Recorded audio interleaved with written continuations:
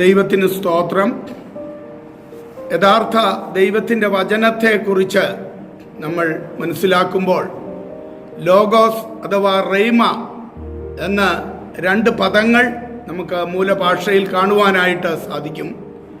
ലോഗോസും റെയ്മയും തമ്മിൽ വ്യത്യാസമുണ്ട് എന്ന് അറിഞ്ഞിരിക്കേണ്ടതുണ്ട്. ലോഗോസ് എല്ലാവർക്കും വേണ്ടി നൽകപ്പെട്ടിരിക്കുന്ന വചനമാണ്. ദൈവത്തെക്കുറിച്ചുള്ള അറിവ് ലഭിക്കേണ്ടതിന് അത് നൽകപ്പെട്ടിരിക്കുന്നു.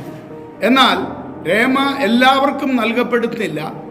യഹോവയെ കാത്തിരിക്കുന്ന ഒരു പ്രത്യേക വ്യക്തി തൻ്റെ ഹൃദയത്തിൽ പരിശുദ്ധാത്മാവ് ലോഗോസിനെ രേമയാക്കി തീർക്കുമ്പോഴാണ് അവന് രേമ അഥവാ വചനത്തിൻ്റെ ശക്തി ലഭിക്കുന്നത്.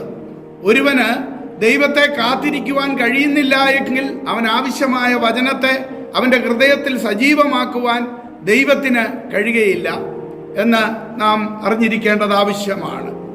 There are two Greek words translated as word logos and rhema.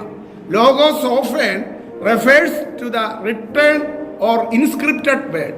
Rhema often refers to the living or life-giving word. Logos rhema എന്ന രണ്ട് ഗ്രീക്ക് പദങ്ങളെയാണ് വചനം എന്ന് ഭാഷാന്തരം ചെയ്തിരിക്കുന്നത്. ലോഗോസ് എന്നാൽ എഴുതപ്പെട്ട ലിഖിതമായ വചനമെന്നും റെയ്മ എന്നാൽ ജീവന്റെ അഥവാ ജീവദായകമായ വചനമെന്നും ഉദ്ദേശിച്ചിരിക്കുന്നതായിട്ട് നമുക്ക് കാണുവാനായിട്ട് സാധിക്കുന്നുണ്ട്. ലോകം ദൈവത്തിൻ്റെ ലോഗോസ് എന്ന വചനത്താൽ സൃഷ്ടിക്കപ്പെട്ടു എന്ന് നമുക്ക് മനസ്സിലാക്കുവാൻ സാധിക്കും. ഉൽപ്പത്തി മുതൽ വെളിപ്പാട് വരെ കാണുന്ന പൊതുവായ ദൈവവചനമാണ് ലോഗോസ്. ഈ വചനങ്ങളെല്ലാം പ്രത്യക്ഷമായും പരോക്ഷമായും വചനത്തെക്കുറിച്ച് അഥവാ യേശു ക്രിസ്തുവിനെ കുറിച്ചാണ് പറയുന്നത്. ഉൽപ്പത്തി മുതൽ വെളിപ്പാട് വരെയുള്ള വചനം വായിക്കുമ്പോൾ ദൈവത്തെക്കുറിച്ചും ദൈവത്തിൻ്റെ വാഗ്ദത്തങ്ങളെക്കുറിച്ചും ഉള്ള അറിവ് നമുക്ക് ലഭിക്കുന്നുണ്ട്. എന്നാൽ അവ വായിക്കുന്നത് കൊണ്ട് മാത്രം വിശ്വാസം ഒരുവന് ലഭിക്കുന്നില്ല. റോമാലേഖനം 10:17 അവിടെ പറയുമ്പോൾ faith comes by hearing and hearing by the word of God എന്നാണ്. വിശ്വാസം കേൾവിയാലും കേൾവി ക്രിസ്തുവിന്റെ വചനത്താലും വരുന്നു. ഈ വാക്യത്തിലെ വചനം എന്നതിന് ലോഗോസ് അല്ല രേമ എന്നാണ് ഗ്രീക്കിൽ ഉള്ളത്. രേമയുടെ കേൾവിയാലാണ് വിശ്വാസം വരുന്നത് എന്നാണ്. ലോഗോസിന് ദൈവത്താൽ കൽപ്പിക്കപ്പെട്ട വചനമെന്നും രേമയ്ക്ക് ദൈവത്താൽ കൽപ്പിക്കുന്ന വചനമെന്നുമാണ് ഗ്രീക്കിൽ അർത്ഥം നൽകിയിരിക്കുന്നതായിട്ടും നമുക്ക് മനസ്സിലാക്കുവാനായിട്ട് സാധിക്കും. ചുരുക്കത്തിൽ ഒരു നിശ്ചിത സാഹചര്യത്തിൽ ഒരു പ്രത്യേക വ്യക്തിക്ക് വേണ്ടി നൽകപ്പെടുന്ന നിർദ്ദിഷ്ട വചനമാണ് രേമ എന്ന് നമുക്ക് കാണുവാനായിട്ട് സാധിക്കും. അപ്പോൾ നമ്മളിലേക്ക് വചനം രേമയായി പരിവർത്തിച്ചെങ്കിൽ മാത്രമേ എഴുതപ്പെട്ട ആ ദിവ്യവചനം പൊതുവിൽ എല്ലാവർക്കും വേണ്ടി ദൈവം നൽകി. എന്നാൽ ആ വചനം നമ്മളിലേക്ക് അതാകീർണം ചെയ്യുമ്പോഴാണ്, അത് ഏറ്റെടുക്കുമ്പോഴാണ് അത് രേമയായി പരിണമിക്കുന്നത് എന്ന് നാം അറിഞ്ഞിരിക്കേണ്ടത് ആവശ്യമാണ്.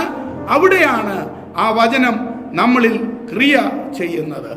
നമുക്ക് തുടർന്ന് അടുത്ത ദിവസങ്ങളിലും അതിനെക്കുറിച്ച് ചിന്തിക്കാം. അവിടുന്ന് നമ്മെ അനുഗ്രഹിക്കുമാറാകട്ടെ. ആമേൻ. ദൈവവചനം ആദിവചനം, ജീവൻ നൽകും നാവിൽ മധുരം സ്നേഹത്തിൻ വചനം. ദൈവവചനം ആദിവചനം, ജീവൻ നൽകും നാവിൽ മധുരം സ്നേഹത്തിൻ വചനം.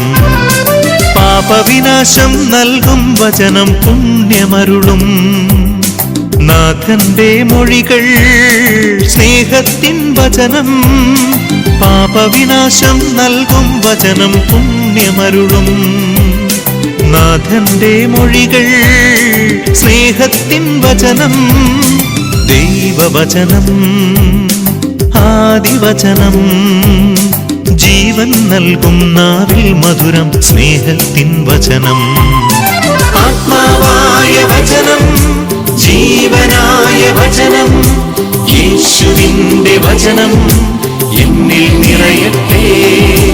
ആത്മാവായ വചനം, ജീവനായ വചനം, യേശുവിന്റെ വചനം എന്നിൽ നിറയട്ടെ.